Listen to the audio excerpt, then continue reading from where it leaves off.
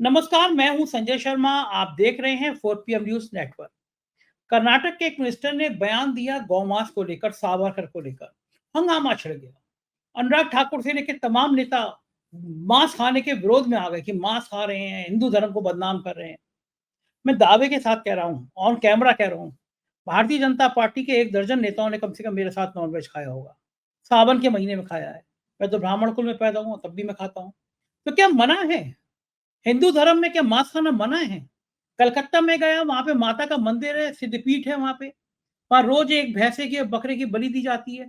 कामाख्या देवी चले जाइए आप, वहाँ पे रोज़ बलि दी जाती है।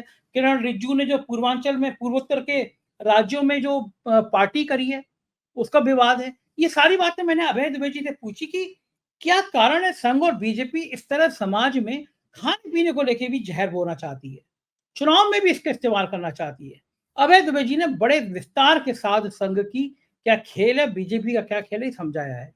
मैंने अभय दुबे जी से पूछा, अटल बिहारी वाजपेयी खुलेआम इजराइल का विरोध करते थे, फिलिस्तीन के समर्थन में थे, और हमारी सरकार तो इतना भयंकर, जब दुनिया में युद्ध की स्थिति है, ना इधर ना उधर, तय नहीं कर पा रही है, मन से इजराइल के साथ है, तन से बोलना नहीं चाह रही है। तो ये ढुलमुल नतीजा, जैसे पहले गए बड़े शान से गए, यूक्रेन में गए, जेलेंस्की से गले मिले, पुतिन ने आंख दिखाई तो हमारे डोभाल साहब कांपते हुए स्टाइल में, डोभाल साहब सफाई देने बैठ गए पुतिन साहब को, साहब हमारी मंशा ऐसी नहीं थी।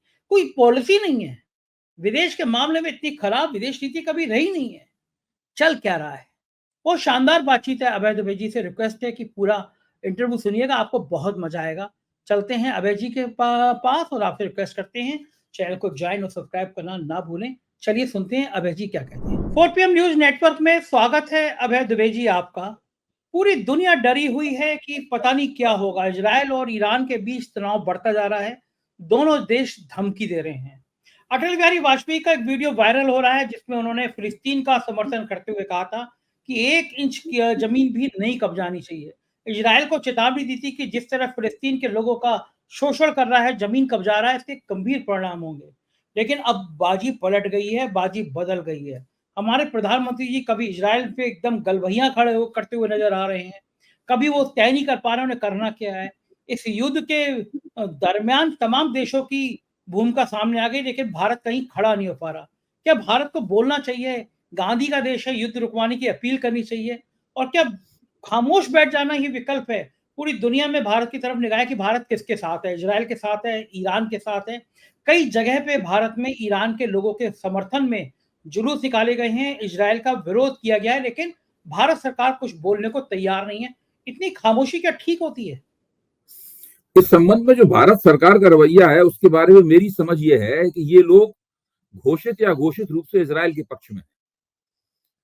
और एक तरह से नरेंद्र मोदी की सरकार और नरेंद्र मोदी और अमित शाह की जो भारतीय जनता पार्टी है, मैं अटल इसीलिए बार बार इनका नाम लेके आ रहा हूँ। अटल बिहारी वाजपेयी की भारतीय जनता पार्टी और सरकार अलग तरह की सरकार थी। आपने कहा भी कि वो इस मामले में फिलिस्तीन का उन्होंने पक्ष लिया था, लेकिन इस सरकार से ये उम्मीद नहीं की जा सकती कि अटल बिहारी वाजपेयी का जो रवैया है उसको ये अपनाएगी। हालत तो यह है कि नरेंद्र मोदी ने यहूदियों को इस मौके पर उनके नववर्ष की बधाई तक दे दी है। मतलब वो मोदी जी सिखों कभी सिख नववर्ष की बधाई नहीं देते, मुसलमानों कभी इस्लामिक कैलेंडर के मुताबिक नए साल की बधाई नहीं देते, हिंदुओं को विक्रम संवत की भी बधाई नहीं देते, और जैनियों को उनके कैलेंडर के मुताबिक बधाई। भारत में बहुत सारे कैलेंडर हैं, लेकिन नरेंद्र मोदी बिल्कुल दृढ़ता पूर्वक पोप ग्रेगरी द्वारा बनाया गया जो कैलेंडर है, जनवरी फरवरी मार्च वाला जो ग्रेगोरियन कैलेंडर है, उस कैलेंडर में, जो आधुनिक कैलेंडर है, उस कैलेंडर में विश्वास करते हैं और उसी तरह नव वर्ष की बधाइयां देते हैं। लेकिन इस बार जब कि इजराइल ईरान के साथ युद्ध में उलझा हुआ है, लेबनान के साथ युद्ध में उलझा हुआ है, गाजा पट्टी में युद्ध में उलझा हुआ है, उसमें वो यहूदियों को नव वर्ष की बधाई दे रहे हैं। इससे आप अंदाजा लगा सकते हैं कि दरअसल इन लोगों का रवैया है क्या। अब समस्या क्या है? समस्या ये है कि इस रवैये को लेकर ये बहुत खुलकर सामने नहीं आना चाहते। मुझे लगता है कि ये कोशिश ये कर रहे हैं कि ये बीच में किसी तरीके से बने रहें, लेकिन ये बीच में बने रह नहीं सकते, ये इनके हाथ से बाहर है। देखिए, ईरान से भारत के संबंध अच्छे नहीं है और भारत ईरान से तेल नहीं खरीदता है। भले ही उसे दूसरी जगहों पर कुछ, ईरान अगर सस्ती दर पर भी भारत को तेल देना चाहे तो ये भारत उससे तेल, नरेंद्र मोदी की सरकार उससे तेल लेने में से परहेज करेगी। ये महंगा तेल, अरबों से महंगा तेल ले लेंगे, लेकिन ईरान से सस्ता तेल ये नहीं लेंगे। ये इनका ईरान के प्रति रवैया है। अच्छा, अब स्थिति क्या है कि नेतन्याहू ने सब पहले तो हमास के नेताओं का, हौथियों के नेताओं का और हिजबुल्ला के नेताओं का और ईरान का जो नेशनल गार्ड है उसके नेता का साजिश करके, हमले करके पहले तो इन सब लोगों का एसेसिनेशन या इनकी हत्याएं आयोजित की। जब वो लगातार हमले करता रहा और हत्याएं आयोजित करता रहा, उसमें ईरान की सरकार ने किसी किस्म की कोई फौजी प्रतिक्रिया नहीं दी, निंदा वगैरह की फौजी प्रतिक्रिया नहीं दी। इससे इजराइल ये समझने लगा कि ईरान की सरकार कमजोर हो गई है। ईरान के जो सर्वोच्च नेता हैं खामेनी, वो वैसे भी 84 साल के हो चुके हैं, इसलिए कोई खास इनकी तरफ से प्रतिक्रिया नहीं आएगी, जो कमजोर सरकार हो गई। उसके बाद नेतन्याहू ने संयुक्त राष्ट्र के मंच पर ये भाषण दिया कि वे ईरान को मौजूदा जो आयतुल्लाहों की धार्मिक आयतुल्लाहों की जो मजहबी हुकूमत है, उस मजहबी हुकूमत से मुक्त करना चाहते हैं और ईरान को अगर इस मजहबी हुकूमत से मुक्त किया जाएगा तभी मध्य एशिया में शांति रह पाएगी। ये उन्होंने इस तरह का एक पूरा कार्यक्रम संयुक्त राष्ट्र के मंच पर पेश किया और संयुक्त राष्ट्र के मंच पर पेश करने की बाद में फिर उन्होंने एक और छोटा सा संदेश उन्होंने जारी किया, जो कि अंग्रेजी में था और नीचे उसमें फारसी में उसका अनुवाद आ रहा था। उसमें भी उन्होंने अपनी ये योजना बताई। अच्छा, अब सवाल ये है कि अच्छा, अमेरिका भी इस पक्ष में है कि ईरान से आयतुल्लाहों की मजहबी हुकूमत खत्म की जानी चाहिए, इस्लामिक हुकूमत खत्म की जानी चाहिए। अमेरिका भी इस पक्ष में है, लेकिन क्या ये व्यावहारिक रूप से संभव है? देखिए, अगर आप ईरान में जाएं और जनता के साथ में आम लोगों से बातचीत करें तो आप पाएंगे कि ईरान दो हिस्सों में बटा हुआ है। एक हिस्सा वो है जो कि इस्लामिक हुकूमत का समर्थन करता है, एक हिस्सा वो है जो ये चाहता है कि इस्लामिक हुकूमत रहे या जाए, लेकिन कुछ उदारतावादी और प्रगतिशील किस्म के कदम उठाए जाने चाहिए। जैसे महिलाओं को जो हिजाब वाली बात है उसकी इजाजत मिलनी चाहिए, कोई हिजाब ना पहने, इस तरह की बहुत सी बातों का। लेकिन वो ये बिल्कुल नहीं चाहता कि अमेरिकी या इजरायली हस्तक्षेप से आयतुल्लाहों की हुकूमत खत्म हो, क्योंकि उससे ईरान का अपमान होगा, ईरान का आत्मविश्वास गिरेगा और ईरान एक बहुत ही पुराना सभ्यता मूलक देश है, एक बहुत ही मजबूत राष्ट्र है और आसान नहीं है ईरान की इस मौजूदा हुकूमत को, आप उसे पसंद करते हो ना पसंद करते हो, उसको हटाना और अपने मन की हुकूमत को ईरान के ऊपर लादना, किसी अमेरिका परस्त हुकूमत को ईरान के ऊपर लादना, ये असंभव है। तो ऐसी कोई स्थिति है नहीं, यहाँ तक कि उस हुकूमत के ईरान में विरोधी हैं, वो भी ये नहीं चाहते कि अमेरिकी हस्तक्षेप से ये काम हो। वो चाहते हैं हम संघर्ष करके अपने अधिकारों को प्राप्त करें इस हुकूमत के मुकाबले, लेकिन ये नहीं चाहते कि बाहर से विदेशी हस्तक्षेप हो या फौजी दबाव में ये किया जाए। अमेरिका चाहता है कि ईरान के ऊपर लगातार पाबंदियां लगाए, आर्थिक पाबंदियां लगाएं, उसके तेल को ना खरीदा जाए, धीरे धीरे उसकी जो आर्थिक ताकत है खत्म हो जाए, वो पूरी तरीके से ध्वस्त हो जाए और ध्वस्त होकर वो उनके सामने घुटने टेक दे। लेकिन ऐसा होता दिखाई नहीं पड़ रहा है। नेतन्याहू इस गलतफहमी में है और भारत भी इस बात को जानता है कि ऐसा नहीं होगा। ईरान से इस्लामिक हुकूमत केवल अमेरिका या इजराइल की मर्जी से खत्म होने वाली नहीं है। मैं तो ये मानता हूं कि इजराइल के मुकाबले ईरान भारत का ज्यादा बड़ा सहयोगी और ज्यादा लाभप्रद सहयोगी हो सकता है, लेकिन भारत सरकार ने ईरान से अपनी दूरी बना ली है। दूरी बनाकर एक तरह से वो अपने आप को उसने अमेरिकन खेमे में खड़ा कर लिया है। अभी अमेरिका क्या कर रहा है? अमेरिका जब युद्ध होने की नौबत है, दोनों के बीच में बड़ा भयानक युद्ध होने की नौबत है जो विश्व युद्ध में भी बदल सकता है, एक तरफ तो ये कह रहा है कि भाई सीज फायर होना चाहिए, दूसरी तरफ संयुक्त राष्ट्र में उनके प्रतिनिधि जो है वो स्पष्ट रूप से ईरान को आक्रांता बता रहे हैं और इजराइल को ईरान के हमले द्वारा उत्पीड़ित राष्ट्र के रूप में चित्रित कर रहे हैं। आप इससे अंदाजा लगाइए, इस पूरी जो डिप्लोमेसी, पूरी जो कूटनीति हो रही है, इस कूटनीति में भारत ने अपने आप को अनुपस्थित कर लिया है। भारत का कहीं नाम नहीं है, भारत का कोई रवैया स्पष्ट रूप से निकलकर सामने नहीं आ रहा है। केवल दुख प्रकट करना, ये हो गया वो हो गया, नहीं होना चाहिए, शांति की अपील करना, ये कोई राजनयिक रवैया नहीं होता है। राजनयिक रवैये में तो आपका एक सुनिश्चित दृष्टिकोण आपको अपने सामने रखना पड़ता है, जिससे पता लगता है कि विश्व के राजनयिक पटल के ऊपर आप कहां खड़े हुए हैं। और ये एक समस्या है जो भारत की कूटनीति अपने आप को समस्या में फंसा हुआ पा रही है। आपने बिल्कुल ठीक कहा, ना तो ये अटल बिहारी वाजपेयी के रवैये के समर्थक हैं, ना इनका खुद का कोई रवैया है।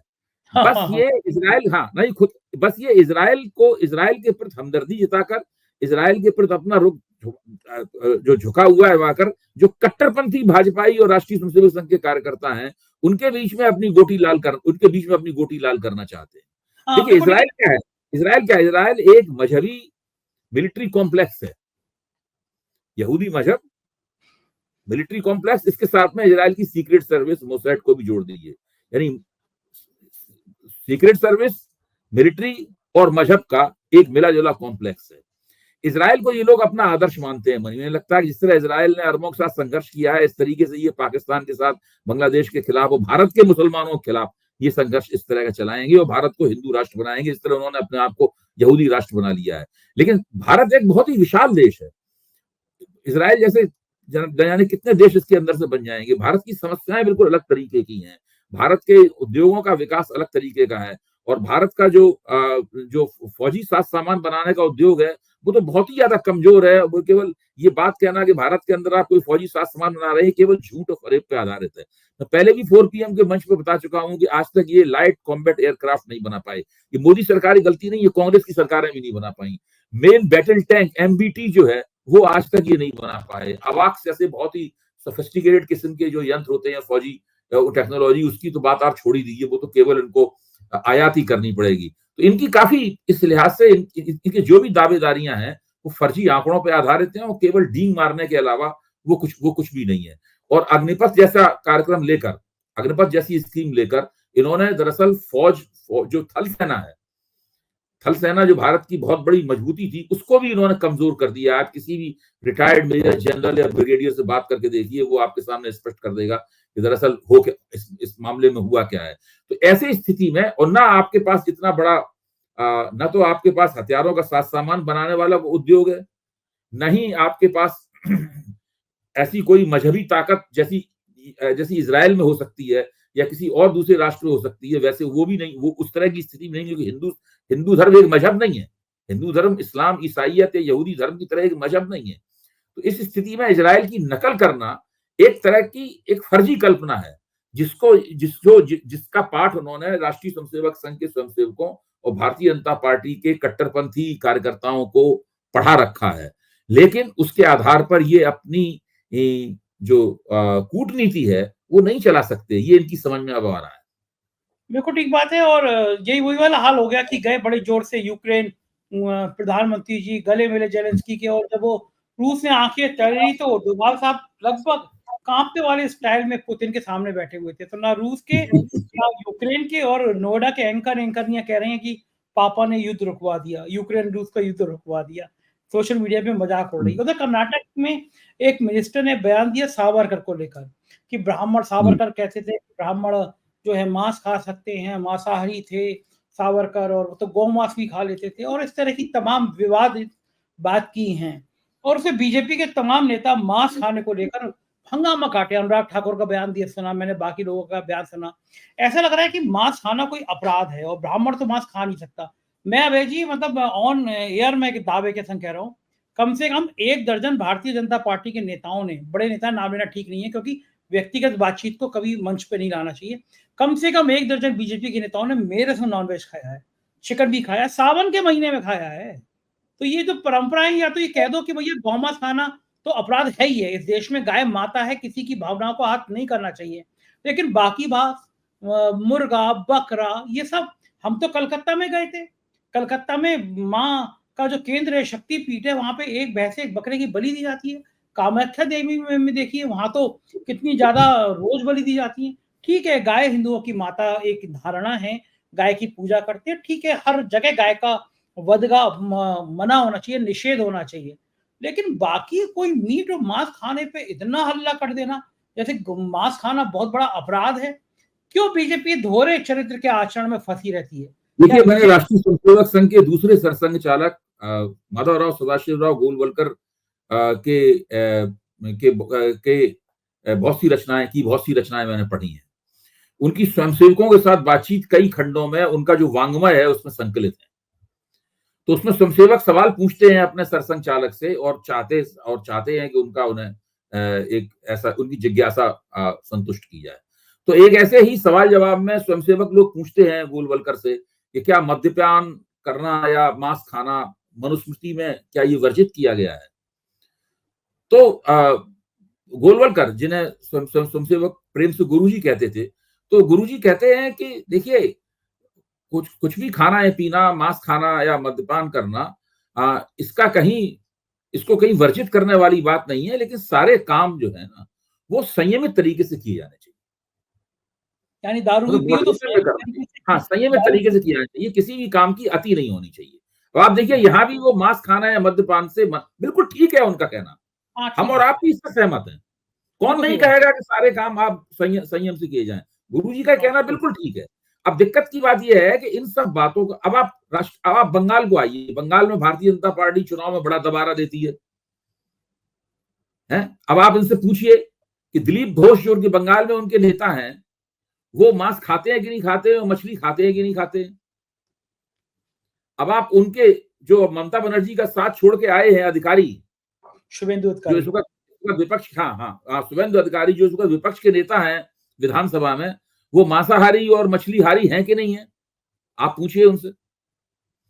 आप ये देखिए कि जिस महिला को मोदी जी ने बंगाल की शेरनी बताया था और लोकसभा का टिकट दिया था उसको, क्योंकि वो जो शाहजहां शेख वाले इलाके में है, तो क्या उस महिला से पूछिए जाके, उस महिला ने मछली कभी खाई है कि नहीं खाई है। उसके बाद में केंद्र में मंत्री हैं किरण रिजिजू तो एक बार वक्तव्य दे चुके हैं, भाई हमारे यहाँ तो गाय का मांस भी खाया जाता है। बाद में उनसे कहा गया कि भाई इस तरह की बात जोर जोर से ना कहो, खाया जाता है तो इसको जोर जोर से मत कहो, इससे नुकसान होता है हमें उत्तर भारत में, तो वो चुप हो गए। उसके बाद अब आप उत्तर पूर्व में जब भारतीय जनता पार्टी प्रचार करने जाती है, तो वो गोवध का सवाल वहां नहीं उठाती, गोमांस का सवाल वहां पर नहीं उठाती। देखिए, यहाँ पर जो उत्तर भारत और पश्चिम भारत और मध्य भारत का जो इलाका है, इस इलाके में हिंदू कट्टरपंथ को हवा देने के लिए गोमांस और गोवध की बात उठाई जाती है। मुख्य बात यह है, इस नाम पे लोगों को लिंच किया जाता है, पीट पीट के जान से मार दिया जाता है, ये तमाम इस तरह की हरकतें यहां पे की जाती हैं। लेकिन पूरे देश के अंदर आप ऐसा नहीं कर सकते। पूरे देश के अंदर आप ऐसा नहीं कर सकते। मुझे तो अच्छी तरीके से याद है कि त्रिपुरा में जब भारतीय जनता पार्टी ने पहली बार विधानसभा का चुनाव जीता था, हाँ, त्रिपुरा में जब भारतीय जनता पार्टी ने पहली बार विधानसभा का चुनाव जीता था, तो वहां पर राष्ट्रीय स्वयंसेवक संघ के जो इंचार्ज थे, उनका नाम देवधर था, और लेकिन आगे क्या नाम था मैं भूल रहा हूं, पुरानी बात हो गई। तो उन्होंने साफ तौर पर कहा था कि भाई हम तो जनता के बीच में काम करते हैं यहाँ पर, और यहाँ पर लोग मछली खाते हैं, मैं भी मछली खाता हूं उनके साथ। मैं मतलब शब्दों में हेर फेर हो सकता है मेरी इन बातों से, क्योंकि बात बहुत पुरानी हो गई। लेकिन ये कहना कि भारत में मांसाहार करना अपने आप में कोई पाप है या हिंदू विरोधी चीज है, ये इतनी हास्यास्पद बात है, इसकी कोई सीमा नहीं। इन लोगों से पूछो रामचंद्र जी मांस खाते थे कि नहीं खाते थे। महाभारत के नायक अर्जुन और भीम मांस खाते थे कि नहीं खाते थे, इन लोगों से पूछा जाए।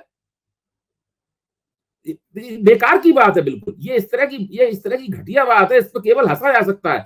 और मैं मानता हूं कि भारतीय जनता पार्टी इस इलाके की सबसे बड़ी पार्टी है, बहुत शक्तिशाली पार्टी है, सत्ताधारी पार्टी है। वो चुनाव हारे या जीते, लेकिन वो महत्वपूर्ण राजनीतिक शक्ति है इस इलाके की। लेकिन भाजपा को वोट इसलिए नहीं मिलते हैं कि उसके लोग इस प्रकार का नाटक करते हैं कि मांसाहार अगर कोई किसी को मांसाहारी कह दिया तो कोई पाप कर दिया। अब सावरकर ब्राह्मण जाति में पैदा हुए थे, लेकिन सावरकर नास्तिक थे। मैं आपको बता रहा हूं, सावरकर ईश्वर में, धर्म में विश्वास नहीं करते थे। वो जो उन्होंने हिंदुत्व का सिद्धांत प्रतिपादित किया था, साफ तौर पर कहा था, जब मैं हिंदुत्व कहता हूं तो मेरा उस हिंदू धर्म से कोई ताल्लुक नहीं है जिसमें पूजा पाठ होता है। हिंदुत्व एक राजनीतिक विचारधारा है। वो स्पष्ट रूप से अपनी पुस्तक हिंदुत्व में कहते हैं, हिंदुत्व एक राजनीतिक विचारधारा है। इसीलिए वो कहते थे कि भारत में पैदा हुए सभी धर्मावलंबी हिंदू हैं, भले ही उनकी पूजा पद्धति कोई और हो। ये सावरकर का सिद्धांत क्या था। तो ये हाँ, मनुस्मृति के ऊपर सावरकर ने 7 दिन का व्याख्यान दिया था। उस व्याख्यान को एकत्रित करके एक बड़ा लेख बनाया गया है। उस लेख में साफ तौर पर लिखा है कि मनुस्मृति में एक दूसरे को काटती हुई बातें लिखी गई हैं। एक जगह लिखा गया है कि ब्राह्मणों को शाकाहार करना चाहिए, मांसाहार से परहेज करना चाहिए, और दूसरी जगह यह भी लिखा हुआ है कि वो कोई ब्राह्मण है, इसके रसोई घर में इस तरह का मांस ना पक रहा हो। तो हिंदू धर्म का मांसाहार से ताल्लुक वैसा सीधा नहीं है जैसा कि ये लोग बताने की कोशिश करते हैं। और आपने ठीक ही कहा, भारतीय जनता पार्टी और राष्ट्रीय स्वयंसेवक संघ के बहुतेरे कार्यकर्ता, प्रचारक और तमाम नेता सब मांसाहारी हैं। बिल्कुल ठीक कह रहे हैं। हो और सकता है कि अन्य पार्टियों के मुकाबले उसमें शाकाहारियों की संख्या ज्यादा हो, ये हो सकता है कि अन्य पार्टियों के मुकाबले उसमें शाकाहारियों की संख्या ज्यादा हो, लेकिन जिन इलाकों में मांस, अब जैसे आप ब्राह्मणों के बारे में कह रहे हैं, उत्तर भारत में ब्राह्मणों में आपको एक बड़े पैमाने पर शाकाहार पाया जाएगा, शाकाहार का आग्रह पाया जाएगा। लेकिन जैसे ही आप उत्तराखंड में जाएंगे, जहां भारतीय जनता पार्टी की बहुत अच्छी स्थिति रहती है, हमेशा भारतीय जनता पार्टी उत्तराखंड की नंबर 1 पार्टी है, वहां के सारे ब्राह्मण मांसाहारी होते हैं। सही बात है, बिल्कुल सही बात है। लेकिन ये अलग अलग बातें हैं। चलते हैं बिहार, वहां के मिनिस्टर है जमा खान, वो कह रहे हैं कि नीतीश जल्दी ही प्रधानमंत्री बनेंगे। और इस कौन कह रहा बयान है? में बिहार में मिनिस्टर हैं जमा खान, मिनिस्टर है बिहार सरकार में, वो कह रहे हैं नीतीश कुमार जल्दी ही प्रधानमंत्री बनेंगे। अब आप सोचिए, एक मिनिस्टर है वो कह रहा है कि जल्दी ही नीतीश बाबू प्राइम मिनिस्टर बन जाएंगे। इस तरह के बयान क्या मोदी जी का तापमान बढ़ा देते होंगे? ये इस तरह वो नीतीश जी प्रधानमंत्री बन सकते हैं। भारत में जादू की भी एक बड़ी स्थापित परंपरा है। हो सकता है वो उनके मंत्री और इस तरह के लोग नीतीश कुमार की पार्टी में और भी होंगे जो इस तरह का बयान देना समय, तो वो मोदी जी को लुप्त कर सकते हैं जादू की जोर से, और नीतीश जी को उनकी उनकी जगह बैठा सकते हैं। इसके अलावा और क्या हो सकता है? नीतीश जी के पास कितनी, मोदी जी के पास 240 सांसद हैं। क्या नीतीश को और उन मंत्री महोदय को उम्मीद है कि 240 सांसदों में से 150 से ज्यादा सांसद नीतीश कुमार के साथ चले आएंगे? उनको लग रहा है इंडिया गठबंधन सपोर्ट कर देगा। नहीं नहीं, इंडिया गठबंधन सपोर्ट करेगा नहीं करेगा अलग बात है, वो इस वक्त एनडीए में है। ये तो यही हो सकता है कि एनडीए के अंदर एक बहुत जबरदस्त संकट पैदा हो, उस संकट की वजह से एक वहां संघर्ष की स्थिति बने। संघर्ष की स्थिति में खुद एनडीए के संचालक राष्ट्रीय स्वयंसेवक संघ और भाजपा के नेता ही सोचने लगे कि भाई कुछ एक गैर भाजपा नेता को प्रधानमंत्री कुर्सी पे कुछ दिनों के लिए बैठा दिया जाए। अगर मान ली भारतीय जनता पार्टी में लोग आपस में इतना लड़ रहे हैं तो वहां बैठा दिया जाए। तो ये इस प्रकार की तो केवल इन बातों की तो केवल कल्पना ही की जा सकती है ना, इसका यथार्थ से तो कोई संबंध है नहीं। हाँ, बिल्कुल ठीक बात है। हरियाणा में बड़ा मजेदार सीन हो रहा है चुनाव का। अशोक तंवर 1 बजे तक, कल 1 बजे तक बीजेपी के मंच पर थे, भाषण दे रहे थे, और 1 घंटे बाद वो कांग्रेस में शामिल हो गए। मतलब गजब का सीन चल रहा है। क्या ये होता है कि जो कहावत कहते हैं कि जहां डूब रहा होता है चूहे भागते हैं कूद के, हरियाणा में बीजेपी में और बाकी दलों में जो भगदड़ मच रही है, जो कांग्रेस में शामिल होने की ललक बढ़ रही है, तो क्या माना जाए कि हुड्डा जी के घर पे अब मिठाई बांटने का समय आ गया? हुड्डा जी घर पे पहले दिन से ही मिठाई बांटने का समय है, केवल घोषणा होने की देर है, उसके बाद मिठाई मिठाई बटेगी वहां पर। जहां तक अशोक तंवर का सवाल है, ये कांग्रेस के अध्यक्ष हुआ करते थे हरियाणा, और आप देखिए आमतौर पे क्या होता है कि कांग्रेस अपना जो गठजोड़ बनाती है, सामाजिक गठजोड़ बनाती है हरियाणा में, वो जाट प्लस दलित का होता है। तो उसमें उसकी कोशिश होती है कांग्रेस की कि पार्टी का अध्यक्ष दलित को बनाए और चुनाव की बागडोर और मुख्यमंत्री पद जो है ना वो जाट को दिया जाए। कुछ इस तरह की कांग्रेस की एक व्यवहारिक कोशिश होती है। इसकी घोषणा वगैरह नहीं होती, नहीं, कांग्रेस की रणनीति जाट प्लस दलित को बनाने की होती है। इसी चक्कर में अशोक तंवर को बनाया गया था। अशोक तंवर कांग्रेस छोड़कर भारतीय जनता पार्टी में चले गए। उस वक्त जब भारतीय जनता पार्टी में गए थे तो भाजपा वालों ने बहुत गाल बजाए थे इस बात को लेकर, देखिए कांग्रेस का इतना बड़ा नेता हमारे पास आ गया। अब अशोक तंवर को लग गया होगा कि उन्होंने पहले गलत निर्णय लिया, सोच के सही घोड़े में दांव नहीं लगाया उन्होंने, इसलिए वो फिर कांग्रेस में चले आए। तो अब देखिए इस प्रकार के लोग आते जाते रहते हैं, लेकिन इस वक्त कांग्रेस में इस वक्त हरियाणा में कांग्रेस उठान पर है। बताइए मुझे कि अब 1 दिन बचा है चुनाव में वोटिंग के लिए हरियाणा में। प्रधानमंत्री जी की मीटिंग, कैबिनेट मीटिंग में कृषि उन्नत योजना, एक ऐसी एक योजना जो है कृषि के विकास के लिए, उसकी अनाउंस की गई है कि कैबिनेट में आज मंजूरी मिली है। 1 लाख करोड़ रुपए किसानों के लिए मंजूर किए जाएंगे, किसानों की जिंदगी सुधरेगी। क्या जब चुनाव से 48 घंटे पहले, 72 घंटे पहले इस तरह की योजना की बात कर सकते हैं प्रधानमंत्री? कैबिनेट पास कर सकती है? देखिए ये तो एक इतना बड़ा लूप होल हो, इतना बड़ा लोचा है जिसके ऊपर हम सब लोगों को, पूरी संसद को, सर्वदलीय बैठक को विचार करना चाहिए। भाई राज्यों में चुनाव हो रहे हैं, केंद्र सरकार किसी स्कीम की घोषणा कर सकती है। चुनाव आयोग कहेगा कभी राज्य में तो घोषणा हुई नहीं, क्योंकि जो आचार संहिता है वो तो राज्य में लागू है, वो केंद्र में लागू नहीं है। इसलिए ये एक ऐसा घपला है, इसकी जैसे कि जब विभिन्न चरणों में चुनाव होते हैं उसमें भी होता है, एक चरण में जहां पर आचार संहिता, जहां पर चुनाव प्रचार बंद हो गया है, तुरंत उससे सीमा से लगे हुए दूसरे जगह जहां चुनाव प्रचार नहीं बंद है वहां खड़े होकर भाषण दिया जाता है और इधर के चुनाव को प्रभावित किया जाता है। तो ये पूरा नाटक लगातार भारत में आचार संहिता लागू होने के बावजूद चलता रहता है। ये एक चोर दरवाजा है जिसके बारे में सब कोई जानता है, एक ऐसा चोर दरवाजा है इसके बारे में सब कोई जानता है। दूसरी बात, मैं ये मानता हूं कि चुनाव के 3-4 महीने पहले भी की गई कोई घोषणा मतदाताओं को प्रभावित नहीं करती। अभी तो एक दिन रह गया केवल मतदान का, चुनाव के अगर 3-4 महीने पहले भी घोषणा की जाए उसका भी मतदाताओं पे कोई असर नहीं होता। हाँ, चुनाव के 1 साल पहले अगर आप कोई घोषणा करें तो मतदाताओं पे असर होता है। दूसरे, किसानों की जिंदगी बेहतर करने और किसानों की आमदनी को बढ़ाने या दूना करने की जितने भी दावे हैं, इन दावों की बहुत ही सख्ती से जांच होनी चाहिए कि आखिरकार ये 1 लाख करोड़ रुपए किसानों तक कैसे पहुंचेगा। जो डायरेक्ट बेनिफिट ट्रांसफर के बारे में तो हम लोग समझ सकते हैं कि मामला है क्या, वो तो सीधे किसान के पास पहुंचता है, ये तो बात समझ में आती है, उसका सबूत है उपलब्ध, उसका हम तसल्ली से कह सकते हैं कि वो 2,000 रुपए 3,000 रुपए टुकड़ा ही है, लेकिन टुकड़ा ही सही, लेकिन किसान के पास पहुंचता है।